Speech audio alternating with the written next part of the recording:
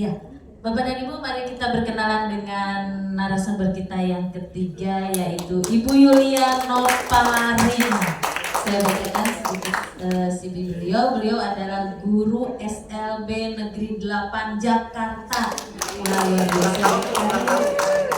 Iya betul, hari ini ulang tahun beliau yang ke-18. Iya. Beliau adalah pengurus AGP DKI Jakarta. Bendahara. Iya, bendahara. Banyak uangnya. Setelah ini kita ditraktir. Wakil 2 Duta Baca Jakarta. Jakarta Utara ya. Tahun 2023 dan guru BK SMP Negeri 121 Jakarta. Jakarta mana ini Bu? Jakarta Utara. Jakarta Utara. Wah, luar biasa kali ya. Kalau guru SLB berarti Ibu bisa bahasa isyarat. Iya, saya mau perkenalan rencananya mau pakai bahasa isyarat. Itu dia. Kalau apa kabar itu bagaimana bahasa Yang ngasih saya isyarat? doang. Pak Catur juga jalan Boleh bahasa perkenalan isyarat. dulu, Ibu? Ya, silakan kepada Bu Yulia untuk memperkenalkan diri. Nanti saya translate setelah saya isyarat ya Ibu. Ya. Berarti kita dapat pengetahuan baru, ilmu baru.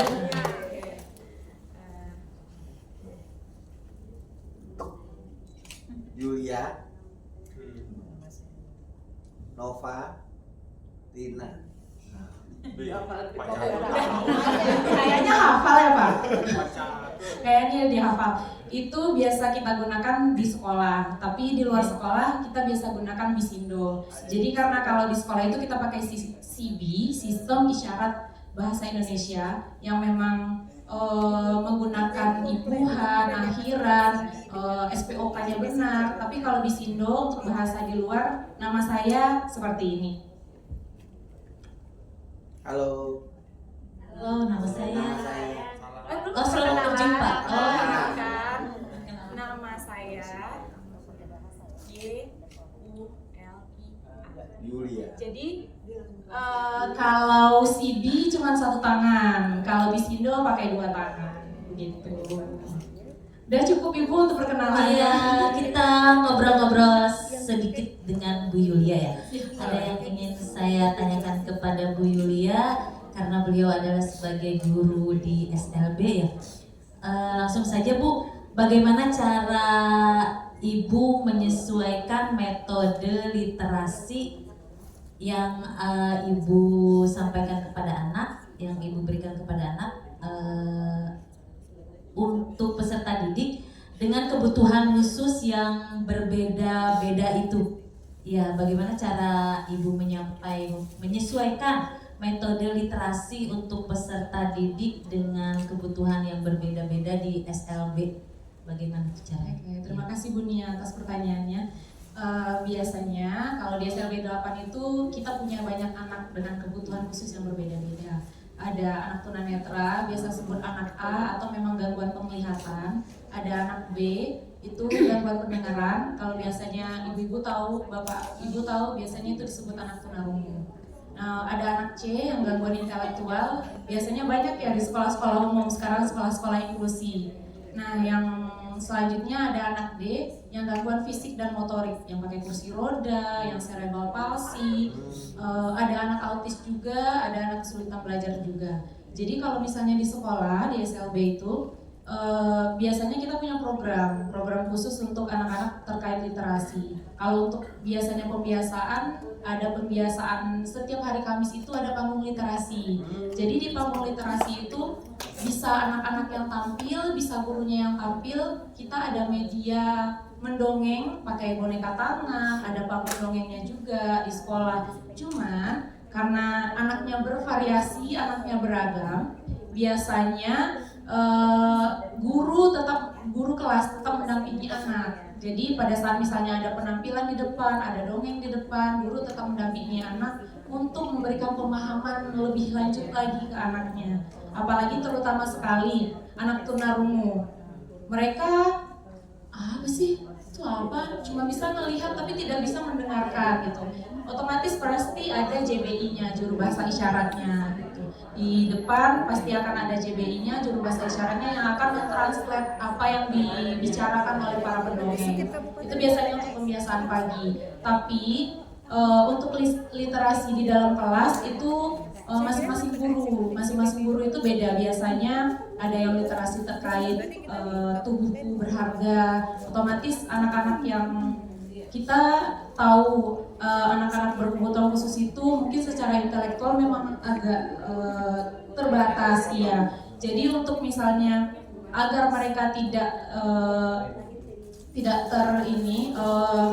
secara seksualnya, jadi kita akan memberikan pendidikan seksual untuk mereka agar mereka tidak terjadi pelecehan seksual terhadap mereka. Nah, itu biasanya di dalam kelas. Atau bisa juga di sekolah kita juga ada program anak-anak go to library-nya, masuk ke dalam perpustakaan, dan itu pun biasanya didampingi oleh guru kelasnya masing-masing. Nah, di situ kita biasanya read aloud. Mungkin Bapak Ibu tahu read aloud itu membaca nyaring ya. Membaca nyaring. Nah, membaca nyaring itu sangat-sangat berdampak sekali untuk anak SLB karena dengan adanya visual gambar dari buku, terus gurunya membaca nyaring, itu menjadi insight bagus untuk anak-anak. Oh, ternyata isi bukunya ini, walaupun anak kita nggak bisa baca gitu. Kalau untuk anak-anak yang bisa baca, biasanya mereka kita minta baca tapi buku-buku yang lebih banyak gambarnya daripada tulisannya. Mungkin buku untuk anak 2 tahun, untuk anak 3 tahun, karena memang secara intelektual seperti itu gitu. Jadi untuk program, untuk literasi di sekolah SLB itu tergantung dengan keterbatasan muridnya, dengan potensi muridnya seperti itu. Jadi kalaupun Bapak Ibu di sekolah punya anak-anak berkebutuhan khusus, otomatis Bapak Ibu juga harus menyesuaikan dengan anaknya. Gak mungkin kita guru SMP terus kita kasih pelajaran SMP yang seumuran dengan anak SMP ke mereka. Ternyata mereka cuma baru bisa menebalkan angka atau menebalkan huruf. Tidak mungkin kita harus salin nih yang di papan tulis, tidak mungkin. Jadi memang menyesuaikan lagi dengan kemampuan anaknya seperti itu. Bu Yulia, satu lagi kalau untuk yang bagi mereka yang tidak melihat itu ya, selain membaca, kalau pasti membaca nyaring ya, mereka mendengar. Ada tidak tugas khusus mereka membaca dengan braille itu? Iya, kalau di sekolah selain braille ada juga kita media interaktifnya. Jadi di depan laptop, di depan komputer punya medianya sendiri atau tab. Kita punya banyak tab yang bisa digunakan oleh anak-anak tunanetra yang akan mentranslate setiap bacaan, setiap gambar yang nanti mereka klik. Jadi memang untuk medianya itu memang ada aplikasinya gitu, dan memang khusus gitu Bu kalau untuk anak tunanetra biasanya. Iya, baik. Jadi semua di SLB itu anak yang berkebutuhan sudah terpenuhi semua ya, Insya Allah terpenuhi. medianya. Ya baik, lanjut. Bagaimana peran teknologi ini di zaman teknologi sekarang ini? Peran teknologi dalam mendukung literasi di SLB. Kalau untuk peran teknologi ya mungkin sama halnya dengan di sekolah umum. Teknologi sebenarnya mendekatkan anak untuk lebih bisa berliterasi. Cuman kalau kondisinya di sini di SLB, teknologi ini seperti sekarang kita dikasih apa Ibu Bapak? PID. Iya. Interaktif papan panel. Ya. TV merah putih ya? Panel digital interaktif. Nah, itu Atau PID. ya. Panel interaktif digital. Papan interaktif digital. Bahasa Indonesianya PID. Iya, dan itu sangat bermanfaat sekali ya kalau untuk anak SLB, terutama kalau misalnya kita bisa memperkenalkan hal-hal yang harusnya konkret kita bawa. Kita memperkenalkan gajah, tidak mungkin kita bawa gajah ke sekolah.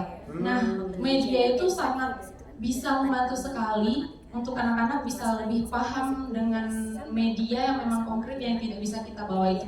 Dan dengan TV besar itu, anak-anak jadi bisa membayangkan, oh sebesar itu gajah. Kalau cuma di handphone kan kecil gitu kan. Tapi kalau misalnya di TV yang sebesar itu, oh benar-benar sebesar itu gajah ya.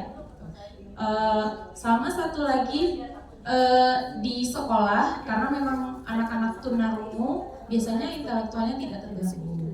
Jadi tidak terbatas secara intelektual. Jadi anak-anak itu memanfaatkan digital itu untuk belajar desain, belajar desain.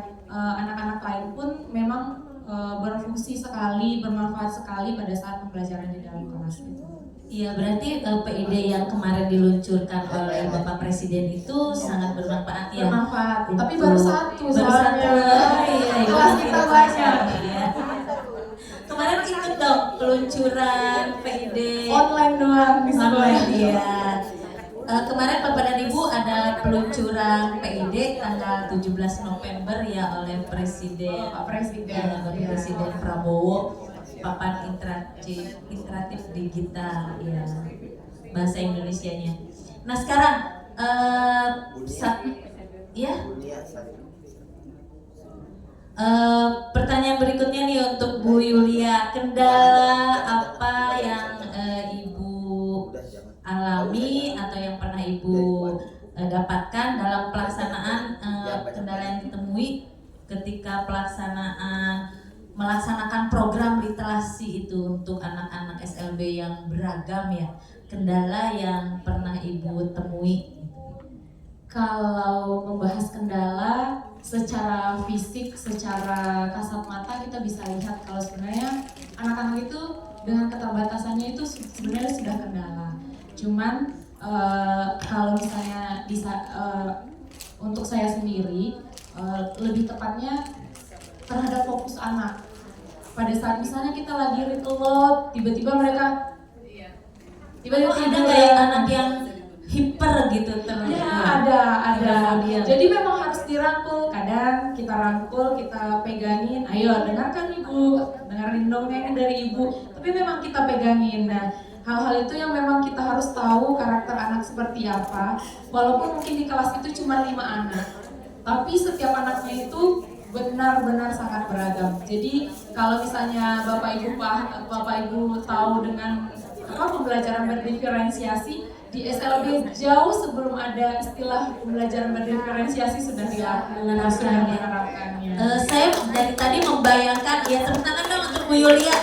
Bapak dan Ibu, saya membayangkan Bu Yulia itu pasti orangnya yang sangat super sabar ya.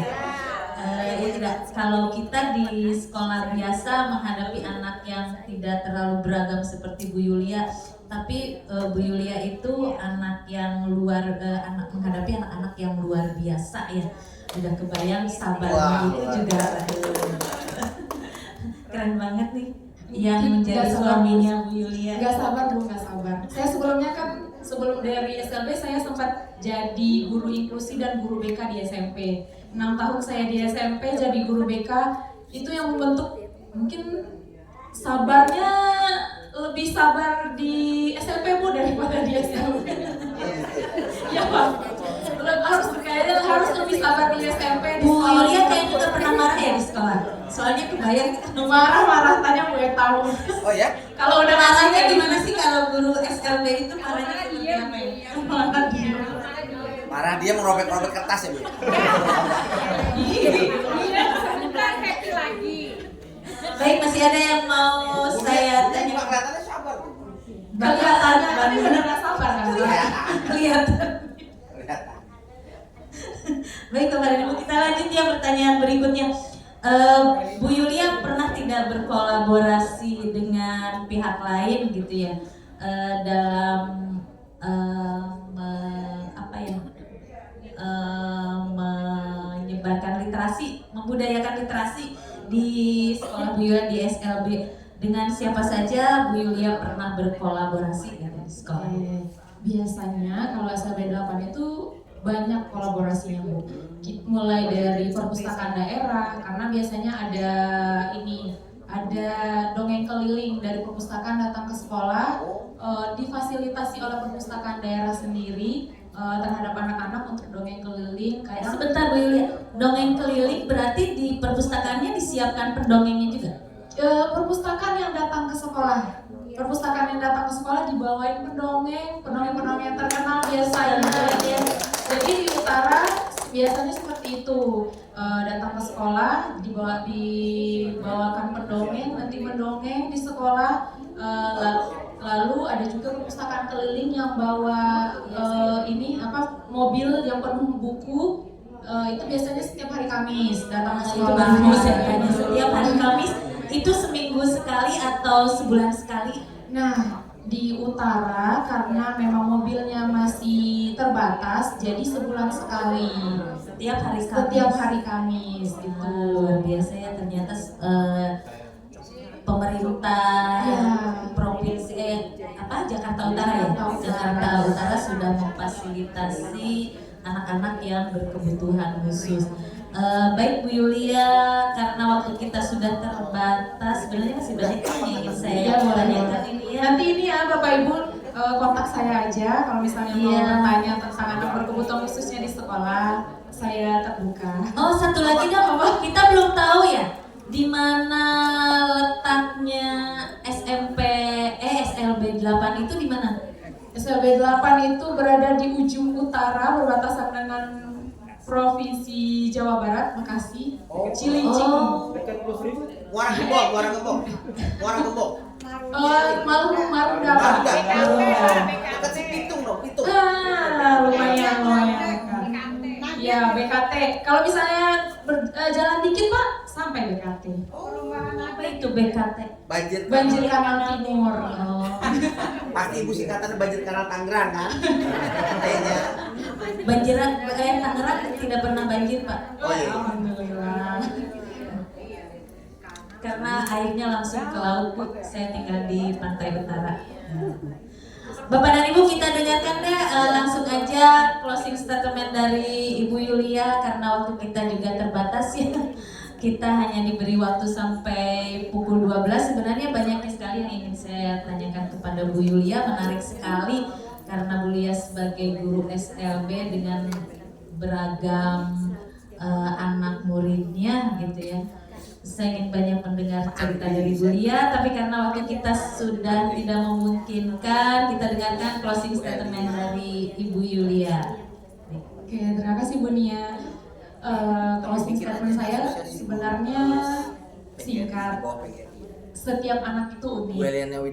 Setiap proses itu berharga dan setiap praktik baik itu menghasilkan perubahan. Jadi kalau Bapak Ibu merasa anak-anak saya kok berubahnya cuma sedikit ya, dari yang tidak bisa duduk sekarang udah bisa duduk padahal cuma masalah duduk, atau dari anak-anak yang tidak bisa fokus sekarang sudah bisa fokus, tapi menurut kita apa perubahan sedikit tapi padahal sebenarnya itu adalah perubahan besar dari anak kita itu.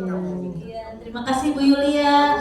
Baik Bapak dan Ibu, betul apa yang disampaikan oleh Ibu Yulia bahwa setiap anak itu unik dan setiap anak dilahirkan untuk kita belajar ya.